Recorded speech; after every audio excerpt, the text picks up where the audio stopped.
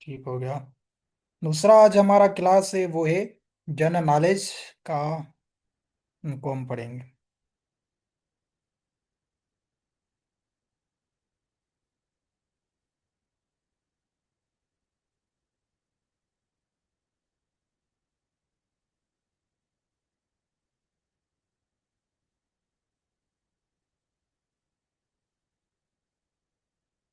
हमने Nobel prize यहाँ से पढ़ा था ना।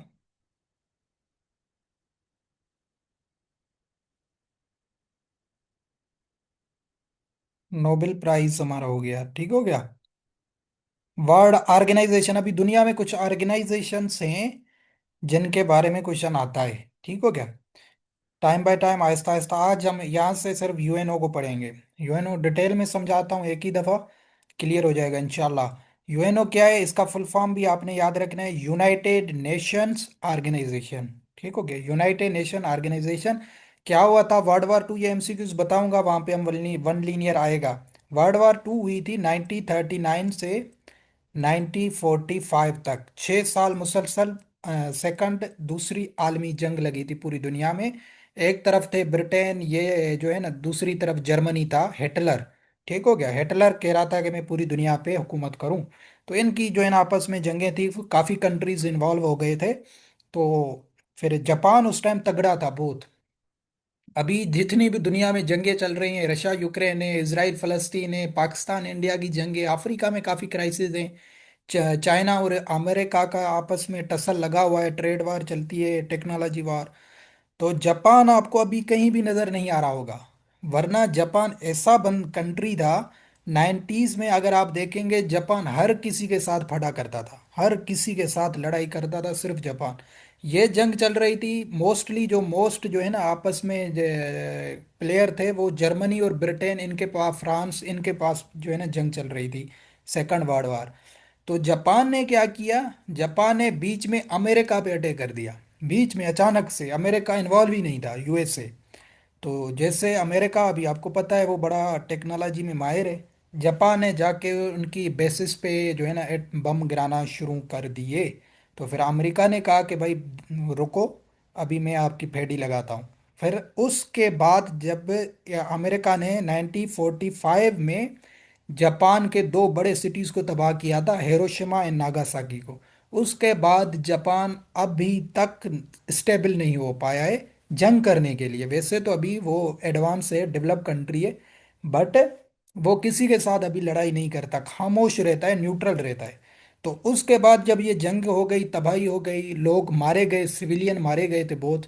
तो फिर इन सब ने कहा कि भाई कोई ऐसी ऑर्गेनाइजेशन होनी चाहिए जो पीस को मेंटेन कर सके और जंग को रोक सके। सही हो गया। तब ये बनाई गई थी यूएनओ, जिसका नाम रखा गया यूनाइटेड नेशन ऑर्गेनाइजेशन। ठीक हो गया।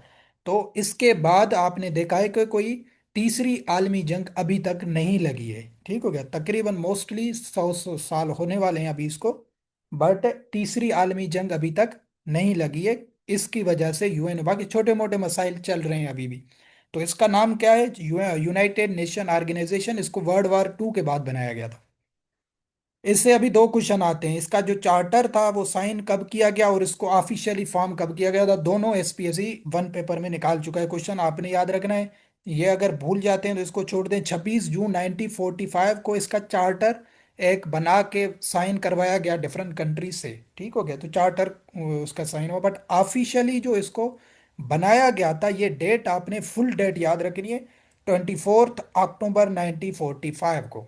ये ऑफिशियल इसकी जो है ना डेट है जब इसको ऑफिशियली बनाया गया यूनाइटेड नेशन को। ठीक है, ये काफ़ी दफ़ा एसपीएससी पूछता है, यूनाइटेड नेशन को कब बनाया गया, अक्टूबर 1945। ठीक हो गया, अक्टूबर के मंथ 1945 में। यूएनओ जो नाम था, ये किसने सजेस्ट किया, फ्रैंकलिन रोosevelt। ये यूएसए का प्रेसिडेंट था उस टाइम। ठीक हो गया, यूएसए का प्रेसिडेंट था रोosevelt।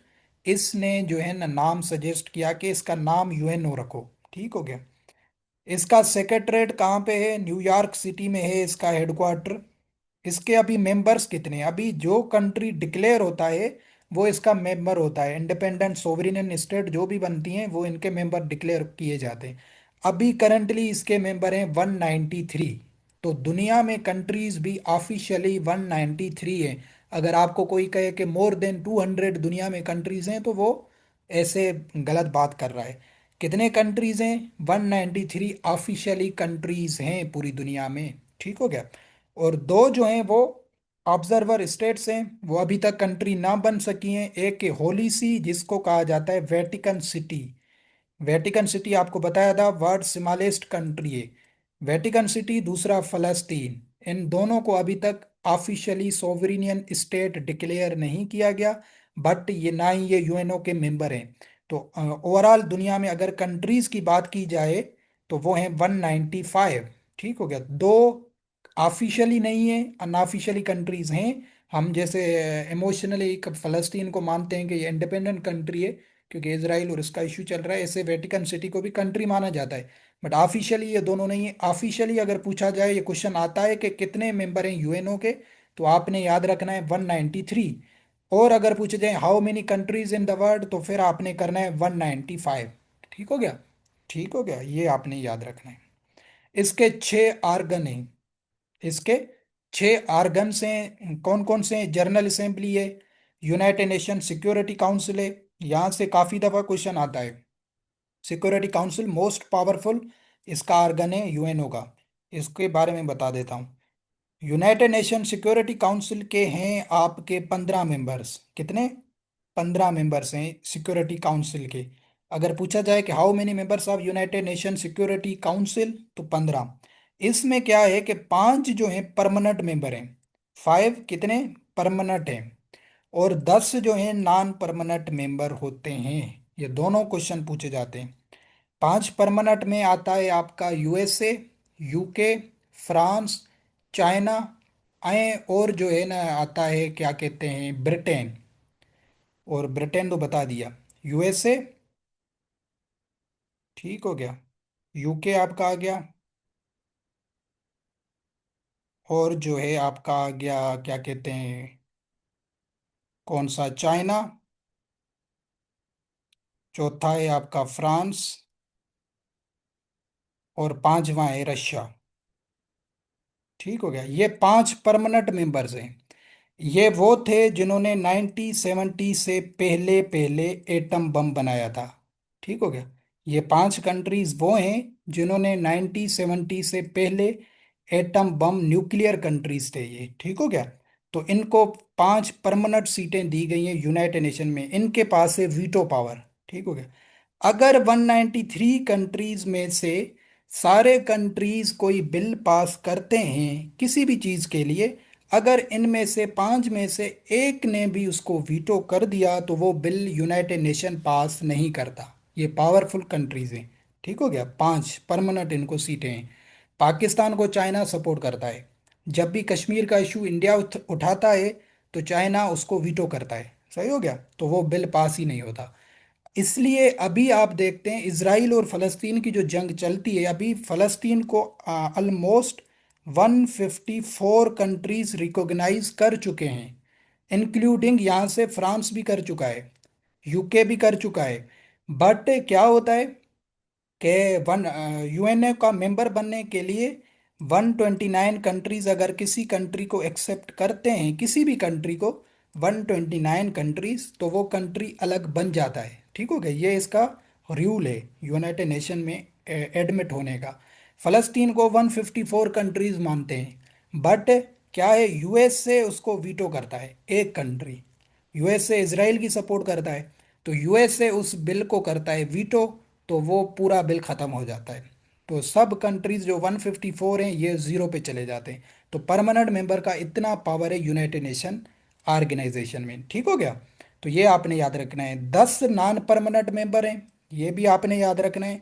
और ये तीसरा क्वेश्चन इससे क्या आता है कि 10 नॉन परमानेंट जो मेंबर हैं वो कितने सालों के लिए इलेक्ट होते हैं, तो वो याद रखिएगा 2 ईयर के लिए इलेक्ट होते हैं। पूरी जो 10 होते हैं वो 2 साल के लिए। अभी पाकिस्तान 8वीं दफ़ा इसका नॉन परमानेंट मेंबर बना है 2025 में। तो ये करंट अफेयर में बताऊंगा। बट 10 नॉन परमानेंट मेंबर हैं, 5 परमानेंट मेंबर हैं। अगर ओवरऑल पूछे जाएं सिक्योरिटी काउंसिल के, तो वो हैं 15। सही हो गया। और पूछा जाए कि यूएनओ का मोस्ट पावरफुल ऑर्गन कौन सा है, तो वो ये है United nation security council, SC जिसे कहा जाता है। और वर्ल्ड पार्लियामेंट पूछी जाए तो वो है जनरल असेंबली। इसमें पूरी दुनिया के हर साल सितंबर के मंथ में इसमें जो है ना गैदरिंग होती है।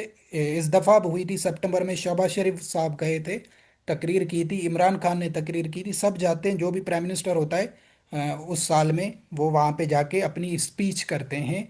तो ये वर्ल्ड पार्लियामेंट का क्वेश्चन आ जाए कि वर्ल्ड पार्लियामेंट कौन सी है यूनाइटेड नेशन के आर्गन, तो वो है जनरल असेंबली। सही हो गया। अगर पावरफुल आर्गन तो वो है सिक्योरिटी काउंसिल। ठीक हो गया, ये इसके आर्गन से। उसके बाद इसकी ऑफिशियल लैंग्वेज भी पूछी जाते हैं कि कितनी यूएनओ की ऑफिशियल लैंग्वेजेस हैं, वो हैं छः। ठीक हो गया। अरबिक, ये ओवरऑल एमसीक्यूज हैं, कोई भी पूछ ले, ठीक है। छः हैं, कौन कौन सी नाम याद रखने की ज़रूरत नहीं है, ये नंबर आपको पता होने चाहिए कि कितनी है। छः ऑफिशियल लैंग्वेजेस हैं, Arabic, Chinese, French, English, Russian and Spanish. ठीक हो गया, ये वो है। पाकिस्तान इसका कब मेंबर बना, ये वेरी वेरी इंपॉर्टेंट एमसीक्यूज है कि पाकिस्तान यूएनओ का कब मेंबर बना था। पाकिस्तान ने 14 अगस्त को इंडिपेंडेंस ली थी, तो पाकिस्तान इसका मेंबर बना था 30 सितंबर 1947 को। ठीक हो गया, एक मंथ के बाद 30 सितंबर 1947 को पाकिस्तान इसका मेंबर बना था। ठीक हो गया, ये आपने डेट याद रखनी है या मंथ याद रख लें। सितंबर 1947 को पाकिस्तान इसका मेंबर बना था यूएनओ का। तो पाकिस्तान भी ऑफिशियली डिक्लेयर हो गया सितंबर 1947 में कंट्री। पहला जो इसका सेक्रेटरी जनरल था यूएनओ का, उसका नाम था, आपने याद रखना है, ये भी काफी क्वेश्चन आता है, ट्रिग लेवी, ट्रिग ली या ट्रिग लेवी इसे कह सकते हैं। ये नॉर्वे से था, ये इसका सेक्रेटरी जनरल बनाया गया था एसजी। अभी कौन है, करंट अफेयर्स का क्वेश्चन है, ये वहां पे पढ़ाऊंगा अभी से करंट अफेयर वाली क्लास में। यूनाइटेड नेशन का सेक्रेटरी जनरल अभी कौन है, वो है एंटोनियो गुतरेस। एंटोनियो गुतरेस साहब हैं, जो पुर्तगाल से हैं। ये अभी इसके सेक्रेटरी जनरल हैं, ये 9th सेक्रेटरी जनरल हैं। 5 साल के लिए ये इलेक्ट होते हैं। तो पहले कौन सा था, ट्रेग ले। ठीक हो गया, ये नॉर्वे से था। और फर्स्ट एशियन जो था सेक्रेटरी जनरल वो था यू थांट। ठीक हो गया, ये बर्मा से था, म्यांमार से। तो ये पहले एशियंस इसके सेक्रेटरी जनरल बने थे। ठीक हो गया, तो ये आपने याद रखना है। ये यूनाइटेड नेशन का ओवरऑल तारुफ था। ये आ गया United nation security council, SC. इसका भी हेडक्वार्टर न्यूयॉर्क में, और ये पूछते हैं यूनाइटेड नेशन का हेडक्वार्टर कहाँ पे, न्यूयॉर्क यूएसए में इसका हेडक्वार्टर है। सिक्योरिटी काउंसिल, इसके परमानेंट मेंबर पांच है, चाइना, फ्रांस, रशिया, यूके और यूएसए, मैंने नाम आपको बता दिए। इनके पास वीटो पावर है, पांच के पास परमानेंट है, क्योंकि इन्होंने 1970 पहले से एटॉमिक बम जो है ना, न्यूक्लियर बम बनाए थे। फिर इसके बाद 9th ओवरऑल कंट्रीज हैं जिनके पास एटॉमिक बॉम्ब है। फिर इंडिया ने बनाया 1974 को, फिर पाकिस्तान ने बनाया 1998 को, और उसके बाद नॉर्थ कोरिया ने बनाया, और इजराइल ने बनाया है, बट वो ऑफिशियली उसने वो नहीं किया। तो 9 कंट्रीज हैं ओवरऑल दुनिया पूरी में 195 में से जिनके पास न्यूक्लियर बम है। ठीक है, इनमें पाकिस्तान भी आता है। तो परमानेंट मेंबर कितने, पांच। और नॉन परमानेंट बता चुका था, 10 मेंबर हैं ओवरऑल नॉन परमानेंट में, और ये 2 सालों के लिए इलेक्ट होते हैं। तो overall United nation security council के मेंबर कितने बने, 15। सही हो गया, तो ये आपने याद रखना है। फिर इंशाल्लाह नेक्स्ट में फिर सार्क ऑर्गेनाइजेशन को डिस्कस करेंगे। सही हो गया, क्लियर है ये यूनाइटेड नेशन, अच्छे तरीके से समझा है। ये ऐसे क्वेश्चन आते हैं यूनाइटेड नेशन पास्ट पेपर्स, आप देखेंगे ना, बहुत दफा क्वेश्चन आता है। क्लियर है, काइंडली बताएं तो हम वन लीनियर जीके पे चलें, यहाँ से ऑर्गेनाइजेशन वगैरह हमारी हो जाएंगी।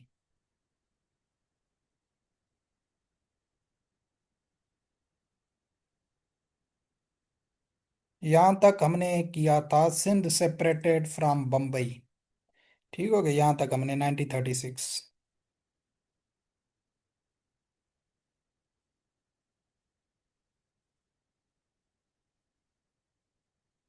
ये यूएनओ हैज 193 मेंबर्स कंट्री। ये वही अभी जो पढ़ा है, ये एमसीक्यूज हैं सारे। Security Council has composed of 15 members, 5 permanent members and 10 non permanent members. ठीक हो गया। There are 5 permanent members of Security Council: China, France, Russia, United Kingdom UK and United States America. P5 इनको कहा जाता है permanent 5 countries have a veto power. ठीक हो गया। ये हमने अभी डिस्कस कर लिया सारा कुछ। यूनाइटेड नेशन चार्टर 1945 में है। 5 सीट्स दी गई हैं सिक्योरिटी काउंसिल में। नॉन परमानेंट 10 मेंबर्स हैं सिक्योरिटी काउंसिल में, ये इलेक्ट होते हैं 2 ईयर के लिए। ठीक हो गया, जनरल असेंबली में। यूनाइटेड नेशंस की 6 लैंग्वेजेस हैं ऑफिशियली। चाइनीज ये वो तो इनके नाम याद रखने की जरूरत नहीं है। Highest mountain ranges in the world. Mountain जो रेंजेस हैं ऐसे इस तरीके से होती हैं। ये पूरी दुनिया में हाईएस्ट कौन सी हैं? हिमालयाज हैं, जो एशिया में आती हैं, नेपाल की साइड पे हिमालयाज, पाकिस्तान में भी हैं। ठीक हो गया। तो ये हाईएस्ट माउंटेन रेंजेस हैं। लॉन्गेस्ट माउंटेन रेंजेस दुनिया में कौन सी हैं? वो है एंडिस। ठीक हो गया, ये साउथ अमेरिका में है, एंडिस। अगर हाईएस्ट पूछी जाए तो वो है हिमालयाज, और लॉन्गेस्ट पूछी जाए तो वो है एंडिस माउंटेन, जो साउथ अमेरिका में है। ठीक हो गया। नील रिवर पूरी दुनिया का सबसे बड़ा रिवर है। नील ऑफ पाकिस्तान सिंधु दरिया को कहा जाता है। और मैंने ये क्विज में भी दिया था कि नील रिवर और सबसे लॉन्गेस्ट रिवर कौन सा है दुनिया में, तो इंडस नहीं है, नील रिवर है। ठीक हो गया, ये याद रखिएगा, ये आप फिर करेक्ट कर लीजिएगा। नील रिवर पूरी दुनिया का सबसे बड़ा है, जो इजिप्ट, ये इथोपिया की साइड है अफ्रीका में, जिससे ब्लू और वाइट रिवर निकलता है, पानी निकलता है, कुरान पाक में भी जिक्र है उसका, तो वो आपस में मिक्स नहीं होते। तो वो नील रिवर है। तो पाकिस्तान का नील अगर पूछा जाए तो फिर इंडस होगा। एशिया का ये हम पढ़ चुके हैं, यंगजी रिवर है जो चाइना में है। यूरोप का सबसे बड़ा रिवर कौन सा है? वो है वोल्गा रिवर। ये इतना इंपॉर्टेंट क्वेश्चन नहीं है। ठीक हो गया। और जो रिवर नील है ये कहाँ से? लेक विक्टोरिया से निकलता है, इथोपिया और जो है ना खर्तूम, ये सूडान का इलाका है वहां से। तो ये इतना इंपॉर्टेंट नहीं है। लार्जेस्ट रिवर पूछा जाए तो वो अमेजोन है, ये हमने डिस्कस किया था। लॉन्गेस्ट नील रिवर और लार्जेस्ट अमेजोन रिवर है ये। फादर ऑफ ओशंस किसे कहा जाता है? ओशन सबसे बड़ा है पैसिफिक ओशन। ठीक है, पूरी दुनिया में अगर सबसे लार्जेस्ट ओशन पूछा जाए तो वो है पैसिफिक ओशन। ठीक हो गया। लॉन्गेस्ट बॉर्डर पूछा जाए पूरी दुनिया में किन के बीच है? 2 कंट्रीज के बीच, वो है यूएसए और कनाडा के बीच में वर्ल्ड लॉन्गेस्ट बॉर्डर है। ठीक हो गया। जैसे पाकिस्तान चाइना है, पाकिस्तान इंडिया है, पाकिस्तान अफगानिस्तान है। पाकिस्तान सबसे ज्यादा लॉन्गेस्ट बॉर्डर शेयर करता है अफगानिस्तान के साथ। ठीक हो गया, ये भी याद रखिएगा। पाकिस्तान और अफगानिस्तान का लॉन्गेस्ट बॉर्डर है अफगानिस्तान, जिसे ड्यूरेंट लाइन हमने आपको बताया था, अफगानिस्तान। और पूरी दुनिया का यूएसए और कनाडा। ठीक हो गया। ये जो नील रिवर है ये 11 कंट्री से गुजरता है, ये इतना इंपॉर्टेंट क्वेश्चन नहीं है। एशिया कॉन्टिनेंट है एशिया, इसके बारे में जो एमसीक्यूज हैं उसको पढ़ते हैं। एशिया में हाईएस्ट माउंटेन हिमालयाज आती हैं। उसके बाद आपने याद रखना है, एरिया के हवाले से और पॉपुलेशन के हवाले से अगर बड़े आजम पूछा जाए ना, कॉन्टिनेंट जिसे कहते हैं, तो वो एशिया होगा। ठीक होगा। एशिया एरिया के हवाले से भी सबसे बड़ा है, और एशिया पॉपुलेशन के हवाले से भी सबसे बड़ा है। 7 कॉन्टिनेंट हैं पूरी दुनिया में: Asia, Europe, north America, south America, और जो है ना एंटार्क्टिका, आर्कटिक। तो ये क्या है? कॉन्टिनेंट है। अफ्रीका। तो इन सब में से एशिया बड़ा है, एरिया में भी बड़ा है और पॉपुलेशन में। ये क्वेश्चन काफ़ी दफ़ा आता है कि कौन सा कॉन्टिनेंट एरिया के हवाले से बड़ा है, तो एशिया। अगर पूछा जाए पॉपुलेशन के हवाले से तब भी होगा एशिया। ठीक हो गया। हाईएस्ट पीक एशिया की कौन सी है? ये वेरी वेरी इंपॉर्टेंट है। हाईएस्ट पीक जो माउंटेन की चोटी है वो है माउंट एवरेस्ट। ठीक हो गया। माउंट एवरेस्ट नेपाल में आती है, ये एशिया की हाईएस्ट पीक कहलाती है। ठीक हो गया। पाकिस्तान की हाईएस्ट पीक पूछी जाए, एक्स्ट्रा एमसीक्यूज बता रहा हूं, तो वो है K2। ठीक हो गया, K2। ठीक हो गया। K2 पाकिस्तान की हाईएस्ट है, और K2 पूरी दुनिया की सेकंड लार्जेस्ट पीक है। ठीक हो गया। फर्स्ट पे है माउंट एवरेस्ट, पूरी दुनिया में पीक, हाईएस्ट पीक माउंटेन की चोटी। और सेकंड अगर पूछी जाए पूरी दुनिया में, तो वो पाकिस्तान में जो K2 है वो पूरी दुनिया में सेकंड हाईएस्ट पीक है। सही हो गया। पाकिस्तान में K2 फर्स्ट है, पूरी दुनिया में K2 सेकंड पे है, और माउंट एवरेस्ट नेपाल में है। सही हो गया। लोवेस्ट पॉइंट, सबसे जो लोवेस्ट पॉइंट है एशिया में वो है डेड सी। ये समंदर है डेड सी, जो इसराइल और अर्दन के साथ है। जॉर्डन अर्दन को कहा जाता है, ये कंट्री है, इसराइल और जॉर्डन पड़ोसी कंट्रीज हैं। इनके पास डेड सी है, ये बिल्कुल लोवेस्ट पॉइंट कहलाती है एशिया के। पूरी दुनिया के भी लोवेस्ट पॉइंट ये डेड सी। यंगजी रिवर, एशिया का सबसे बड़ा रिवर यंगजी रिवर है, जो चाइना में मौजूद है। सही हो गया। एशिया कॉन्टिनेंट एरिया और पॉपुलेशन के हवाले से सबसे बड़ा है। और एशिया में ओवरऑल कंट्रीज कितने हैं ये भी याद रखिएगा, 48 कंट्रीज हैं। एशिया कॉन्टिनेंट जो है, एशियन कॉन्टिनेंट, इसमें 48 ओवरऑल कंट्रीज हैं। ठीक हो गया। फलस्तीन को निकालेंगे तो ऑफिशियली 47 होंगे। सही होगा, फलस्तीन को मिला के 48, क्योंकि फलस्तीन भी एशिया में आता है। सही हो गया। तो ये आपने याद रखना है, एशिया में ओवरऑल कंट्रीज कितने, 48। और लैंडलॉक कंट्री, लैंडलॉक कंट्रीज किसे कहते हैं, जिस कंट्री के साथ इंटरनेशनल वाटर बॉडी नहीं लगती है। जैसे हमारे पास तो लगती है ना, ये कराची का समंदर, यहाँ से गवादर, ये पानी लगता है हमारे यहाँ पाकिस्तान में। तो वो कंट्रीज जिसमें इंटरनेशनल वाटर बॉडी नहीं लगती, उनको लैंड लॉक कंट्री कहा जाता है। तो एशिया में ओवरऑल 12 कंट्रीज हैं ऐसे जिनको इंटरनेशनल वाटर बॉडी नहीं लगती, उनको लैंड लॉक कंट्रीज कहा जाता है। ये एमसीक्यूज वेरी वेरी इंपॉर्टेंट है। कौन कौन से हैं, नाम याद रखने की जरूरत नहीं है। अफगानिस्तान है, Armenia, Azerbaijan, Bhutan, Kazakhstan, Kyrgyzstan, ये सारे लैंडलॉक कंट्रीज हैं। सही हो गया। तो यहाँ से क्वेश्चन क्या आता है कि पाकिस्तान का कौन सा नेबरिंग कंट्री है जो लैंड लॉक है। ये रिसेंटली पेपर में आ चुका है एसपीएससी के। तो आपने याद रखना है, पाकिस्तान, अफगानिस्तान हमारे पड़ोसी है, तो ये लैंड लॉक कंट्री है, अगर ये इस तरीके से क्वेश्चन आता है। बाकी आपको ओवरऑल पता होने चाहिए कि ओवरऑल एशिया में 12 लैंड लॉक कंट्रीज हैं। सही हो गया, 12। और एक यहाँ से है डबल लैंडलॉक कंट्री एशिया में से, एक है यूरोप से डबल लैंडलॉक कंट्री। पूरी दुनिया में डबल लैंडलॉक कंट्रीज हैं दो, एक है एशिया से, एक है यूरोप से। और ये भी रिसेंटली एसपीएससी पूछ चुका है। ये जब यूरोप पे आएंगे तो वहां से क्वेश्चन ये करेंगे। तो एशिया में डबल लैंडलॉक कंट्री कौन सा है, वो है उज्बेकिस्तान। डबल लैंडलॉक का क्या क्या फिर मकसद होता है कि ये खुद तो लैंडलॉक है, बट जो इसके पड़ोसी हैं वो भी लैंडलॉक हैं। तो इसलिए जो इसके साथ दूसरा नेबरिंग कंट्री है वो भी लैंडलॉक है, तो इसको फिर डबल लैंडलॉक कंट्री डिक्लेयर किया जाता है। तो उज्बेकिस्तान एशिया में से डबल लैंडलॉक कंट्री है। ठीक हो गया। ये क्वेश्चन आता है कि एशिया में से डबल लैंडलॉक कंट्री कौन सा है, तो वो है उज्बेकिस्तान। ठीक हो गया, ये डबल लैंडलॉक कंट्री है। रशिया को ऑफिशियली यूरोप में डिक्लेयर किया जाता है, बट एरिया के हवाले से वो एशिया में आता है। तो एरिया के हवाले से रशिया एशिया में सबसे बड़ा कंट्री है। ठीक हो गया। और पॉपुलेशन से अभी की रिपोर्ट के मुताबिक इंडिया है, चाइना नहीं है, आपने याद नहीं रखना है। ठीक हो गया। जो करेक्शन होगी वो मैं बता दूंगा। लार्जेस्ट एशिया में पॉपुलेशन के हवाले से कंट्री पूछी जाए तो वो इंडिया है, सेकंड पे चाइना है अभी। स्मॉलेस्ट कंट्री एशिया में कौन सा है, वो है मालदीव्स। ठीक हो गया। मालदीव्स पॉपुलेशन और एरिया के हवाले से पूरी एशिया में छोटा कंट्री है। सही हो गया। और लार्जेस्ट सिटी एशिया में कौन सा है पॉपुलेशन के हवाले से, वो है Tokyo. Tokyo is the city of Japan. ठीक हो गया। तो जापान का सिटी है टोक्यो, ये सिटीज में सबसे ज्यादा पॉपुलेशन में आता है। ठीक हो गया। तो ये आपने याद रखना है एमसीक्यूज।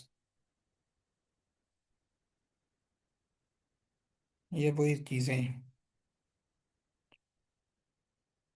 तो ये एशिया तक करते हैं, ताकि आप पूरी एशिया को जो जो बताएं चीज़ें आपने जहन में बिठानी है। ये एशिया से एमसीक्यूज हैं, कॉन्टिनेंट से, ये पूरे कॉन्टिनेंट्स हम पढ़ लेंगे इंशाल्लाह। फिर नेक्स्ट में अफ्रीका पढ़ेंगे। सही हो गया। तो एशिया में आपने ये चीज़ें याद रखनी है। 12 लैंडलॉक कंट्रीज हैं। पाकिस्तान का नेबरिंग कंट्री जो लैंडलॉक है वो है अफगानिस्तान। ठीक हो गया। डबल लैंडलॉक में एशिया में से उज्बेकिस्तान आता है। और सबसे छोटा एशिया में कंट्री कौन सा है, वो है मालदीव्स। पूरी दुनिया में हमने पढ़ा था वो था वेटिकन सिटी, बट एशिया की हम बात कर रहे हैं, तो एशिया में मालदीव्स छोटा कंट्री है। सर लैंडलॉक को डिफरेंट, लैंडलॉक कंट्री उसे कहते हैं जिसमें इंटरनेशनल बॉर्डरी, जिस कंट्री में इंटरनेशनल वाटर बॉडी नहीं लगती, मतलब कोई समंदर वगैरह नहीं लगता। ठीक हो गया। जैसे यहाँ पे कराची में लगता है ना, क्या जो है ना, अरबियन सी, ठट्ठे वाली साइड लगता है, पाकिस्तान में लगते हैं। और जो है ना, तो पाक इसमें अफगानिस्तान में या जितने भी लैंडलॉक कंट्रीज हैं उनमें कोई इंटरनेशनल वाटर बॉडी नहीं लगती। सही हो गया। ड्राई कंट्रीज हैं वो। ओके।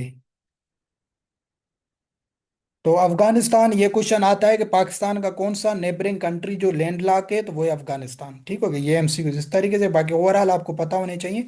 12 ऐसे देखो एशिया में लैंड लॉक कंट्रीज हैं, 16 लैंड लॉक कंट्रीज अफ्रीका में, और ये रिसेंटली एसपीएससी ने पूछा था कि किस कॉन्टिनेंट में सबसे ज्यादा लैंड लॉक कंट्रीज हैं, तो वो है अफ्रीका। बाकी 12 एशिया में, I think so north America में कोई लैंड लॉक कंट्री नहीं है, सब में पानी लगता है।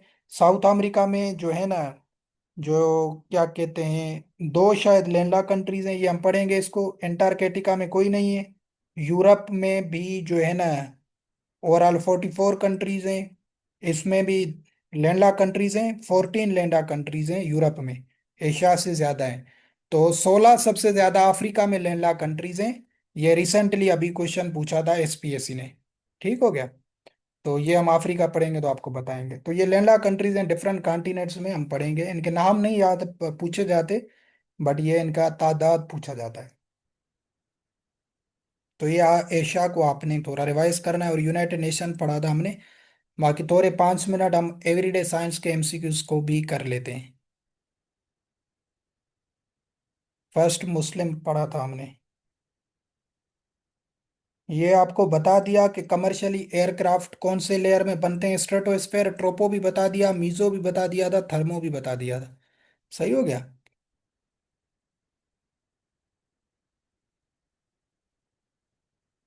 रेनबो के जो कलर्स होते हैं, ये क्वेश्चन आता है ऊपर, नहीं है यहाँ से ये। ठीक है, ये रेनबो जो बनती है बारिश के बाद, उसमें ये कलर्स होते हैं, violet, indigo, blue, green, yellow, orange, red, 7 colours बनते हैं रेनबो में। एसपीएससी क्वेश्चन कैसे निकालता है कि मिडिल कलर कौन सा है या मिड कलर कौन सा होता है रेनबो में। तो ये आप याद रख लें, एक ये निकालें एक ये। तो आपका जो ग्रीन कलर है वो मिड कलर होता है। ये एमसीक्यू काफी दफा आया है एसपीएससी में, कि रेनबो का बीच वाला कलर कौन सा है, मिड कलर कौन सा होता है रेनबो में, वो होता है, आपने याद रखना है, ग्रीन। बाकी 7 कलर्स बनते हैं रेनबो में, मिड कलर होता है ग्रीन। ठीक हो गया, ये एमसीक्यूज आता है, ये इसलिए करवा दिया। प्लैनेट्स आपने सुने होंगे, planet maximum number of moons, पहला क्वेश्चन जीके में करवाया था, वो है सैटर्न। सैटर्न पे मोर देन 200 मून्स हैं। और आउटर मोस्ट प्लेनेट कौन सा है, ये भी काफी दफा क्वेश्चन आया, नेपट्यून। ठीक हो गया, नेपच्यून या नेपट्यून जो है ये आउटर मोस्ट प्लेनेट है। ठीक हो गया। तो ये आपने याद रखना है। सबसे ज्यादा किस प्लेनेट पे मून्स पाए जाते हैं, वो है सेटर्न। और आउटर मोस्ट बाहर वाला कौन सा है प्लेनेट, वो है नेपट्यून। ठीक हो गया। The nearest planet to earth, जो हमारी अर्थ है उसके साथ पड़ोसी कौन सा प्लेनेट है, वो है वीनस। ठीक हो गया। वीनस को हार्ट प्लेनेट भी कहा जाता है। ये वीनस से एमसीक्यूज आते हैं। हार्ट प्लेनेट, बहुत गर्म है ये। उसके बाद इसको कहा जाता है morning star. Morning star planet अगर पूछा जाए कौन सा है, तभी भी वीनस होगा। इवनिंग स्टार भी इसको कहा जाता है। ये अलग अलग से एमसीक्यूज हैं वीनस से। ठीक हो गया, morning star, evening star, hottest planet, ये तीनों आपने करने हैं वीनस को। और अर्थ के साथ पूछा जाए नेबरिंग कौन सा है प्लेनेट, वो भी वीनस होगा। ठीक हो गया। सबसे बड़ा प्लेनेट कौन सा है, लार्जेस्ट प्लेनेट, जो है जितने भी प्लेनेट्स हैं उसमें से जुपिटर सबसे बड़ा प्लेनेट है। सही हो गया, यह भी क्वेश्चन आपने याद रखना है, सबसे बड़ा प्लेनेट कौन सा है, तो वो है जुपिटर। ठीक हो गया। और स्मॉलेस्ट प्लेनेट कौन सा है, वो है मर्क्यूरी। ठीक हो गया, ये इनके नाम है। सबसे बड़ा प्लेनेट लार्जेस्ट जुपिटर है, सबसे छोटा प्लेनेट कौन सा है, वो है mercury.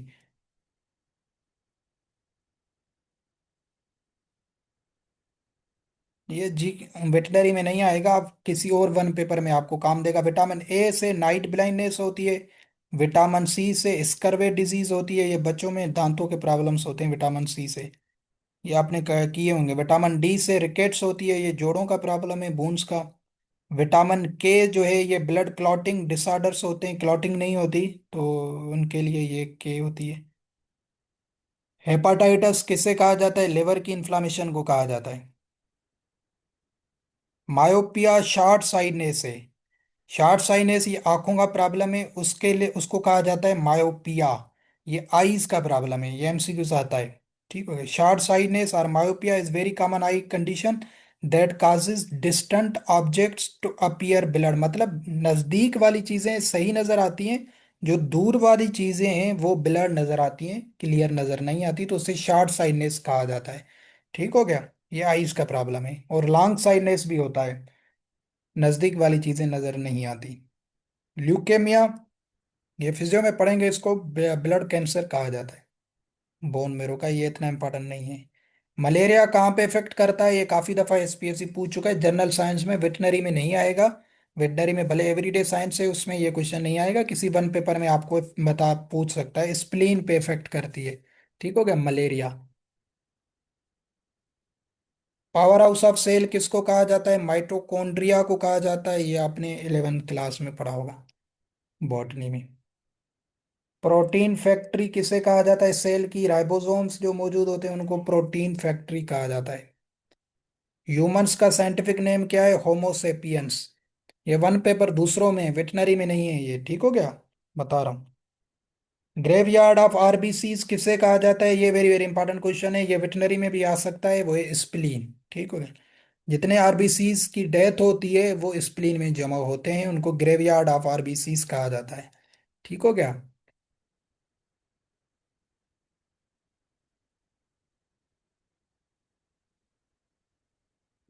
Red blood cell, white blood cell, ये सब कहाँ पे बनते हैं, ये विटनरी में भी क्वेश्चन आ चुका है। बोन मेरो, काफी बच्चे हार्ट को करते हैं, हार्ट नहीं है। रेड ब्लड सेल या ब्लड सेल जितने भी हैं, ये बोन मेरो बनाता है। सही हो गया, ये आपने याद रखना है। बोन मेरो ट्रांसप्लांटेशन भी होती है, जिनमें ये प्रॉब्लम्स होता है ब्लड का, या बोन मेरो कैंसर हो जाती है, तो बोन मेरो ब्लड सेल बनाता है, और ये वेटनरी में आ चुका है। तो हार्ट कभी भी नहीं करना, हार्ट पंप करता है, सही होगा, बनाता नहीं है। बनाता कौन है, ब्लड सेल, बोन मेरो बनाता है। ये एमसीक्यू आपने याद रखना है, और ये वेटनरी में आ चुका है। तो red blood cells are formed in bone marrow आपने करना है, अगर ऐसा सच क्वेश्चन आए।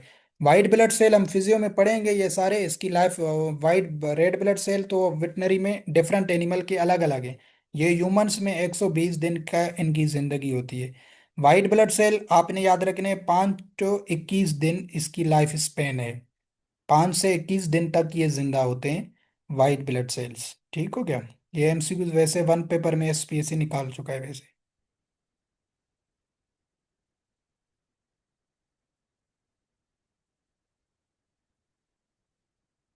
विच organ remove waste from the blood, ठीक हो गया। ये भी वेटनरी के लिए वेरी वेरी इंपॉर्टेंट है, तो वो किडनीज काम करते हैं, जो कोई वेस्ट वगैरह आता है ब्लड से उसको रिमूव, फिल्टरेशन का काम। ये फिजियो में आपको डिटेल में समझाऊंगा, बट यहाँ एवरीडे साइंस है, तो इनके फंक्शन वेटनरी में भी सेम होते हैं। ग्रेवयार्ड ऑफ आरबीसीज आ जाए तो स्प्लीन है, फिल्टरेशन का काम, वेस्ट को रिमूव करने का काम कौन सा ऑर्गन करता है, किडनीज करते हैं। ठीक हो गया, ये आपने याद रखना है, और ये क्वेश्चन 2023 में आ चुके थे। किडनी से पूछा, पेनक्रियाज का फंक्शन पूछा, और स्प्लीन का, तीन के फंक्शंस 2023 वेटनरी ऑफिसर में आए थे क्वेश्चन। ठीक हो गया। तो इनके फंक्शंस आपको याद होने चाहिए, किडनी फिल्टरेशन का काम करता है और वेस्ट को रिमूव करता है।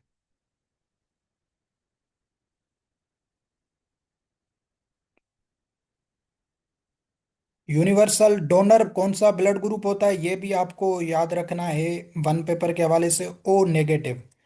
अगर इस फॉर्मेट में है तो ओ होगा, अगर सिंबल दे के पूछता है कि ओ पॉजिटिव या ओ नेगेटिव, तो ओ नेगेटिव। यूनिवर्सल डोनर है, ये डोनर कहलाता है, सबको लगता है। ठीक हो गया, देता है। रेसिपेंट कौन सा है, जो लेता है, वो है ए बी पॉजिटिव। ठीक हो गया। तो ये भी आपको वन पेपर, किसी भी एसपीएससी का पेपर हो या कोई और पेपर हो जहाँ पे एवरीडे साइंस के क्वेश्चन आते हैं, वहाँ पे फायदा देंगे। यूनिवर्सल रेसिपेंट कौन सा है, ए बी पॉजिटिव। और डोनर कौन सा है, ओ नेगेटिव। ठीक हो गया, ये आपको भी पता होगा ब्लड ग्रुप से। ब्लड क्लीन किससे होती है, ये बताया, फिल्टरेशन का काम किडनीज करते हैं। तो यहाँ तक ये एवरीडे साइंस के एमसीक्यूज करते हैं, जो है ना, जनरल साइंस के किए।